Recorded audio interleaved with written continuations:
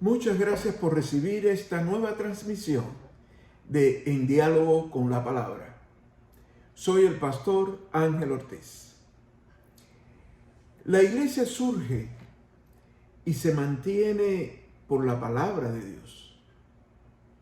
Somos la comunidad que se organiza y responde a los desafíos del mundo porque Dios nos acompaña a través de su palabra, pues su palabra es verdad.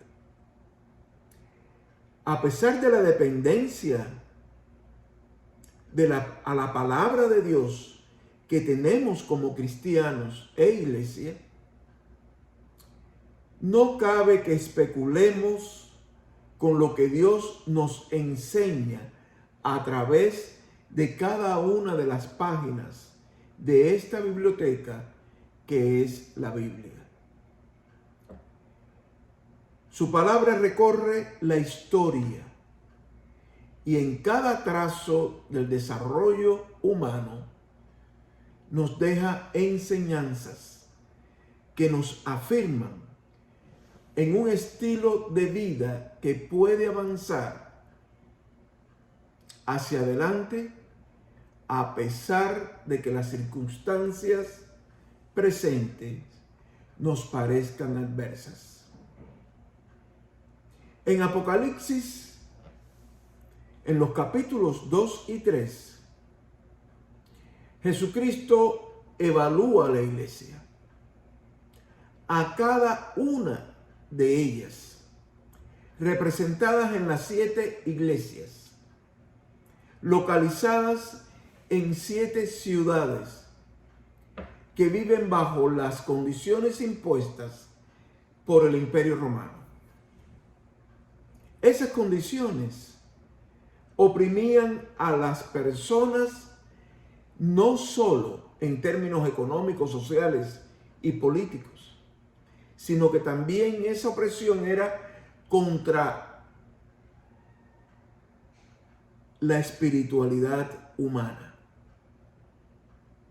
cuya posibilidad de mejorarse cada día depende del nivel de relación con Dios. No a través de la adoración al emperador romano, considerado un dios.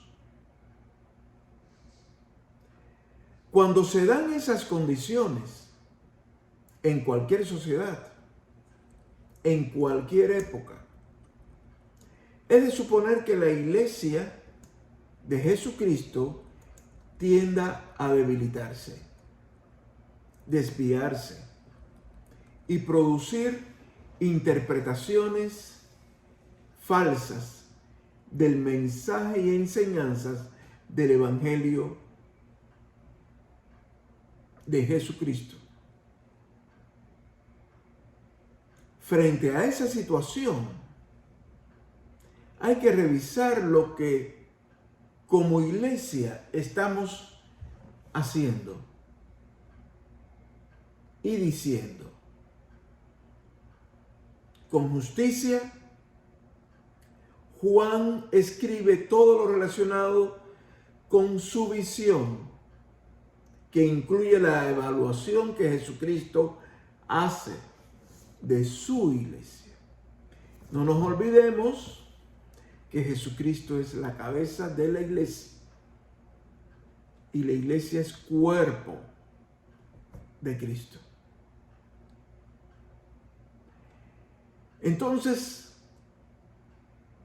la evaluación que Cristo Jesús hace y que le pide a Juan que la comunique a las iglesias, reconoce lo que cada iglesia ha alcanzado. En segundo lugar, hace un llamado de atención con las subsiguientes recomendaciones, que yo las llamo recomendaciones fuertes, no que pudieran tomarse para ser aplicadas o no. son recomendaciones sobre lo que debe hacerse para mejorar la misión de la iglesia. Y esa evaluación concluye con la recompensa que se recibe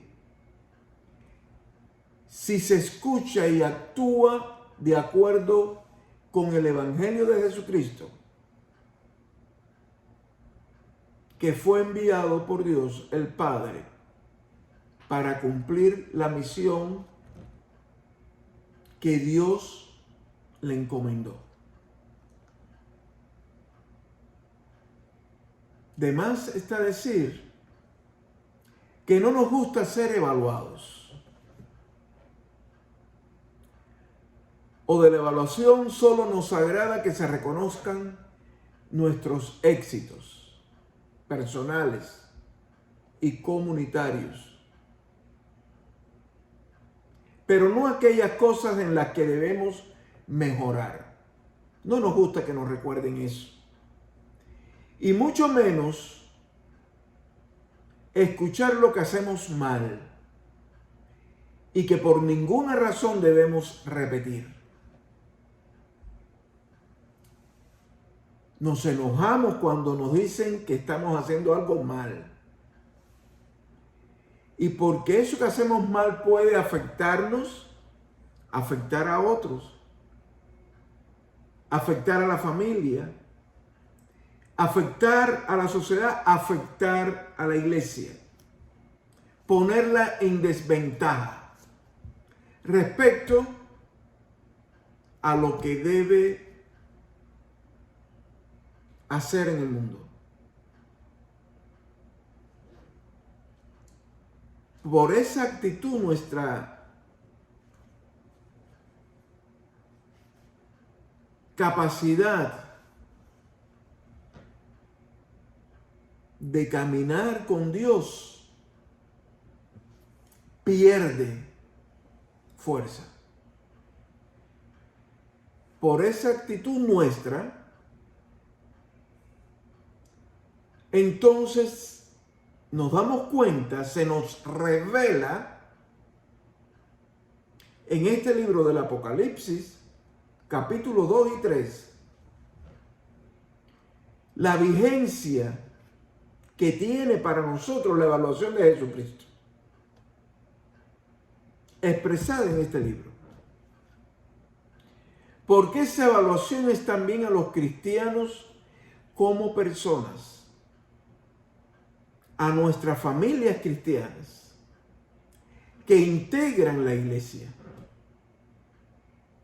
También a lo que los cristianos hacen como empresarios, como políticos, como líderes de este mundo en diversas esferas de la realidad social. A través de este tiempo de evaluación que Jesucristo hace en los capítulos 2 y 3 del Apocalipsis,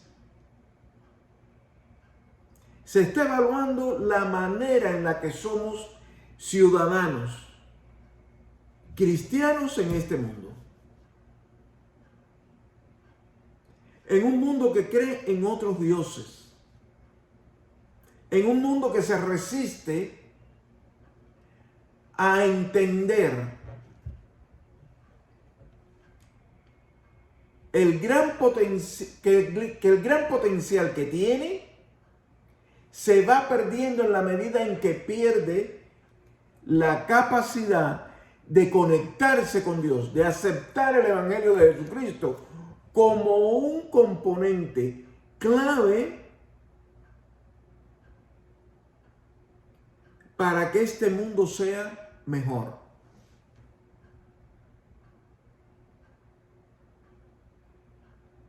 Si nos resistimos a la evaluación de Jesucristo, nos empeñamos en nadar en contra de la verdad de Dios, Padre de Jesucristo. Vimos Éfeso. Ahora veremos los ejemplos de Esmirna y Pérgamo. En el capítulo 2, versos del 8 al 11, tenemos el mensaje evaluador de la iglesia en Esmirna. Escribe al ángel, al pastor, ya vimos, de la iglesia en Esmirna. El primero y el último, el que estuvo muerto y vivió, y Jesús habla de su resurrección y de su sacrificio en la cruz, dice estas cosas: yo conozco tu tribulación y tu pobreza, aunque eres rico, y la blasfemia de los que dicen ser judíos y no lo son. Más bien son sinagoga de Satanás. No tengas ningún temor de las cosas que has de padecer. He aquí el diablo va a echar a algunos de ustedes en la cárcel para que sean probados. Y tendrán tribulación por 10 días. Sé fiel hasta la muerte y yo te daré la corona de la vida. El que tiene oído, oiga lo que el Espíritu dice a las iglesias. El que venza jamás recibirá daño de la muerte segunda. Los cristianos de Esmirna padecieron persecuciones, torturas y discriminaciones a la vez que se enfrentaban a doctrinas al interior de la misma comunidad cristiana que los alejaban de Jesucristo y su mensaje. En cada época los cristianos dentro de la iglesia, porque aquí entre paréntesis, no sé cómo es posible decir que somos cristianos y no querer participar en la vida de la iglesia, ni construir el mundo desde la perspectiva que aprendemos en la iglesia, a no ser que la iglesia dé cabida a falsedades que generen una conducta que no se corresponde con el Evangelio de Jesucristo. Pero si somos cristianos, debemos ser partícipes del espacio donde los cristianos se forman para liderar el mundo fuera de la iglesia.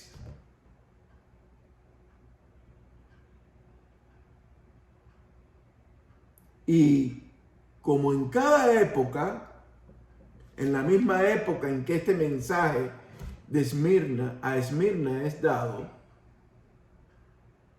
debemos identificar las ideas que pretenden aflojar nuestra fe, aflojar nuestra esperanza, debilitarnos.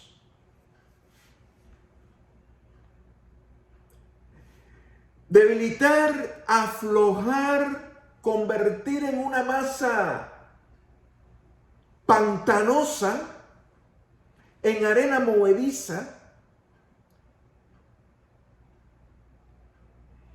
nuestro amor, que es el que produce armonía para juntos enfrentar los desafíos del mundo.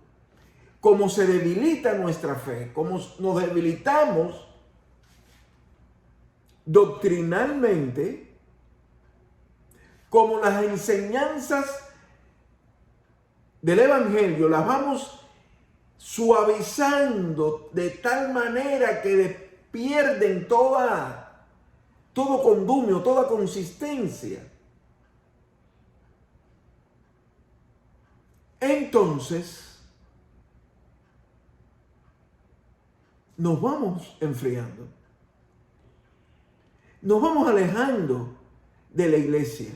Nos convertimos en los peores críticos de la misma iglesia.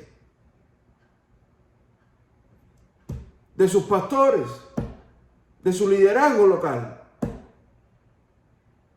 de lo que Jesucristo enseñó. Y tomamos ideas de todas partes para justificar nuestro ataque a la iglesia a la que decimos pertenecer. Hay que tener cuidado.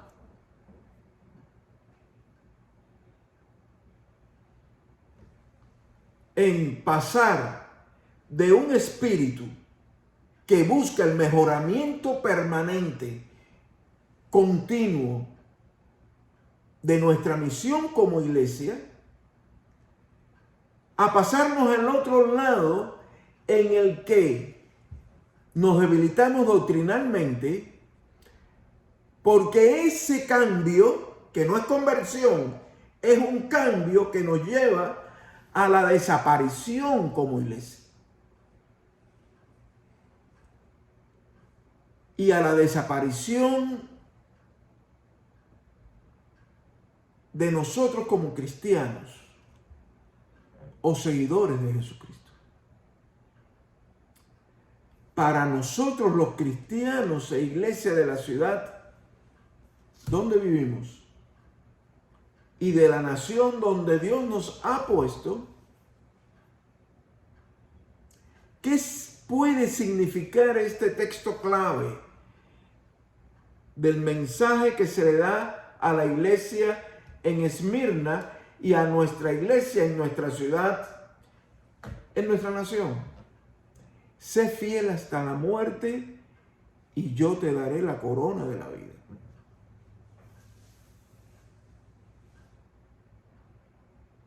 Piensen eso.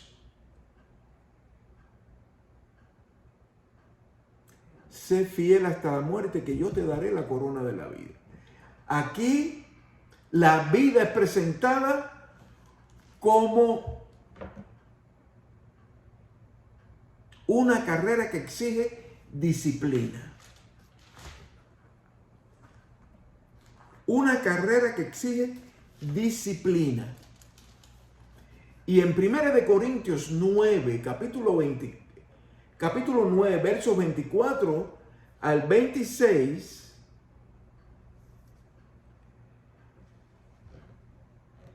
en un mensaje a otra iglesia, a la iglesia en Corinto, Pablo dice: ¿no saben que los que corren en el estadio, se está refiriendo a los deportistas, todos a la verdad corren, pero solo uno lleva el premio? Corren de tal manera que lo obtengan. Y todo aquel que lucha se disciplina en todo. Ellos lo hacen para recibir una corona corruptible. Nosotros, en cambio, para una incorruptible, que no se corrompe.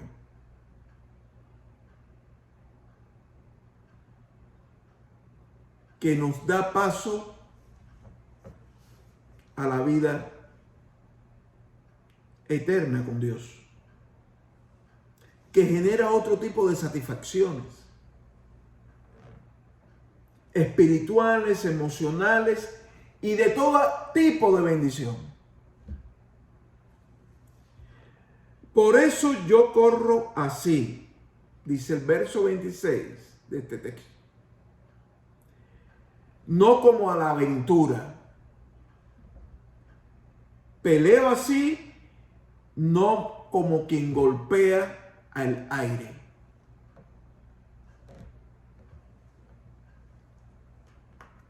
Y entonces,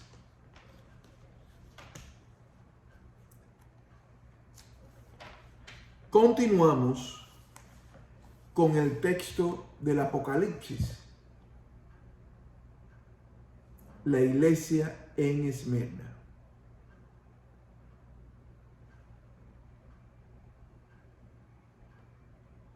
Sé fiel hasta la muerte y yo te daré la corona de la vida. La corona. La corona de la vida, que no era la misma corona que usaba el César. O los que llegaban en primer lugar en una competencia deportiva, en los Juegos Olímpicos.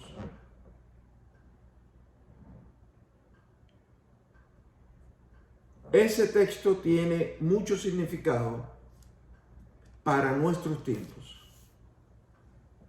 para nuestro año, en épocas de pandemia. Y pasamos a la iglesia en Pérgamo.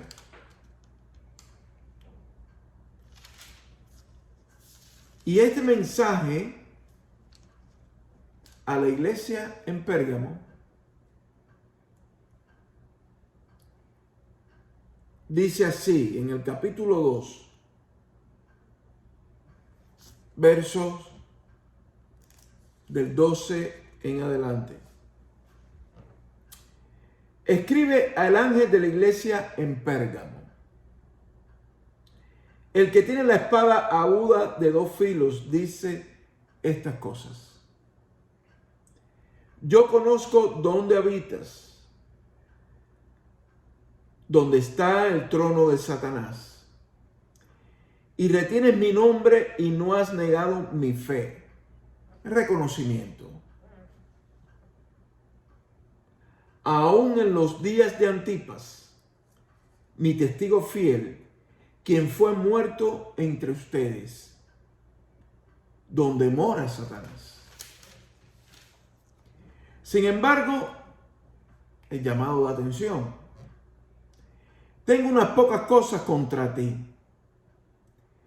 que tienes allí a algunos que se adhieren a la doctrina de Balaam, que enseñaba a Balac a poner tropiezo delante de los hijos de Israel, a comer de lo sacrificado a los ídolos y a cometer inmoralidad sexual. Asimismo, tú también tienes a los que se adhieren a la doctrina de los nicolaitas. Por tanto, arrepiéntete, pues de lo contrario vendré pronto a ti y pelearé contra ellos con la espada de mi boca. El que tiene oído, oiga lo que el Espíritu dice a las iglesias. Al que venza le daré de comer del maná escondido y le daré una piedrecita blanca y en la piedrecita un nombre nuevo escrito, que nadie conoce sino el que lo escribe o el que lo recibe. Pérgamo fue una ciudad que se ubicaba a sí misma en una categoría superior a las ciudades de Éfeso y Esmirna. Además de que se caracterizó por la construcción de obras civiles importantes, se construyeron en Pérgamo grandes templos.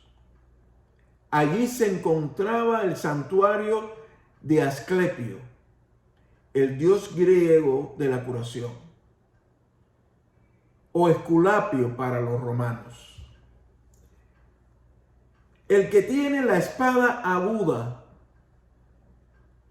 dice este mensaje a Pérgamo.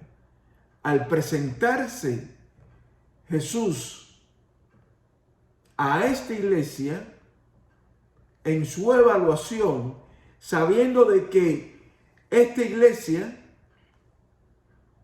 era reconocida por su valor frente a la persecución, pero se le hizo un llamado de atención fuerte por sus desviaciones doctrinales. Y Jesús se presenta como el que tiene la espada aguda.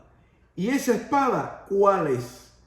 Comparemos el texto de otra carta. Esta escrita por Pablo a los Efesios, capítulo 6, verso 17. Tomen también el casco de la salvación y la espada del Espíritu, que es la palabra de Dios. El que tiene la palabra de Dios, la espada aguda. Antipas, por otro lado, fue un cristiano que fue torturado y quemado en época del emperador Domiciano, previo a que este mensaje llegara a esta iglesia, esta evaluación de Jesucristo. Domiciano, el emperador que puso a Juan prisionero en la isla de Patmos. Antipas fue quemado porque era la manera de destruir los demonios que, según la creencia de las religiones en Pérgamo, tenía Antipas, cristiano, seguidor de Jesucristo. Así que los que quemaron a Antipas creían que Antipas tenía demonios, porque creía en Dios y en Jesucristo como Hijo de Dios. Y eso fue motivo de persecución y muerte en la hoguera.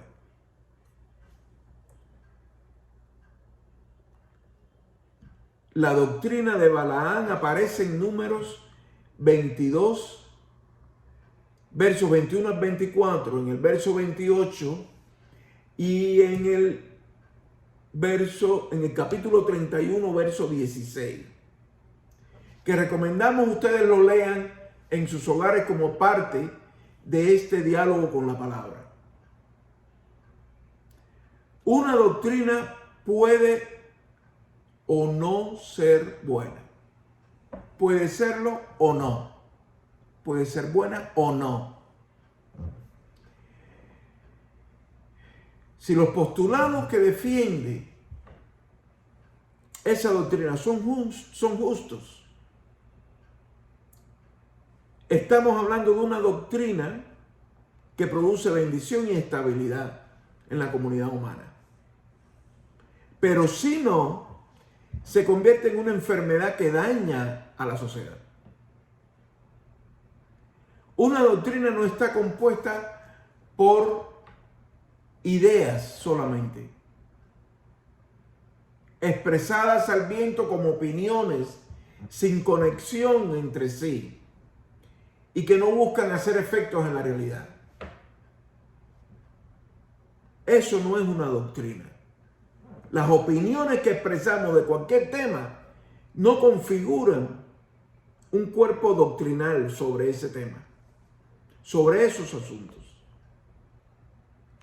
Toda doctrina, sea relacionada con temas sociopolíticos, económicos o religiosos, se compone de principios ordenados y estructurados que dan forma a una manera de pensar.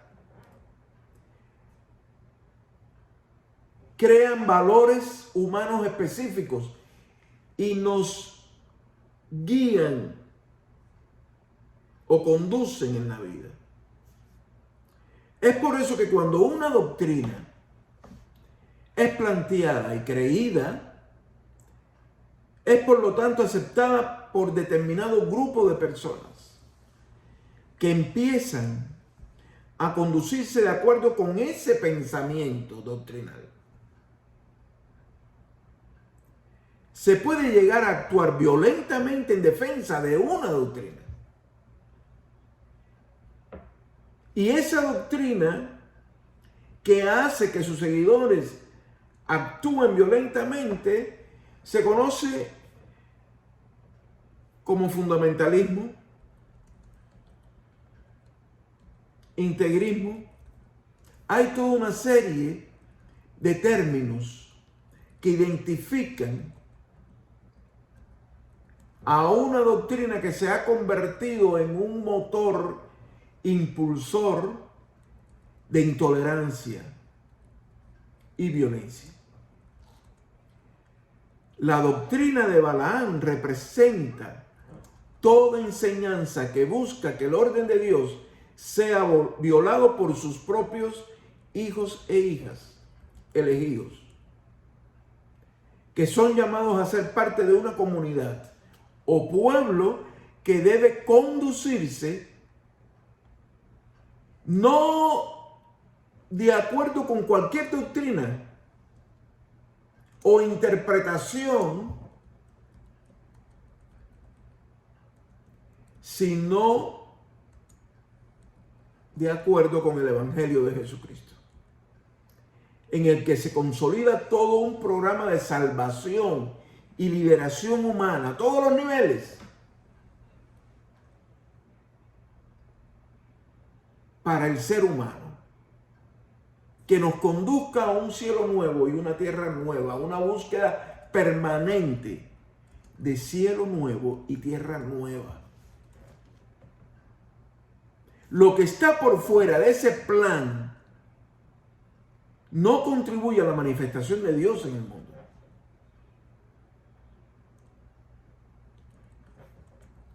Y al señalarle a la iglesia en Pérgamo que se habían ido por el camino de la doctrina de Balaam y habían aceptado a los seguidores de esa doctrina dentro de la iglesia, habían tomado la palabra, habían tomado liderazgo, habían planteado cambios a partir no del Evangelio de Jesucristo, sino de la doctrina, del concepto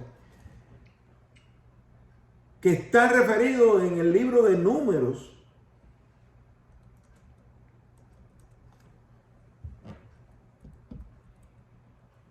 Al señalar eso, Jesucristo está diciendo que la iglesia no puede darse el lujo, si fuera lujo. No puede desviarse hacia doctrinas que la aparten del plan de Dios, de su evangelio, y que contradigan la voluntad de Dios para el mundo. No hay mejor frase para concluir este tiempo en diálogo con la palabra que esta. El que tiene oído, oiga lo que el Espíritu dice a las iglesias. A todas las iglesias. A todas las iglesias que se encuentran en todas las ciudades.